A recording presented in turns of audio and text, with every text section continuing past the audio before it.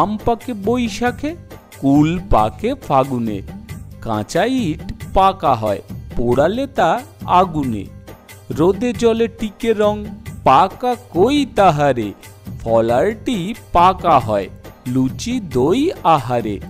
হাত পাকে লিখে লিখে, চুল পাকে বয়সে, জ্যাঠামিতে পাকা ছেলে, বেশি কথা কয় সে।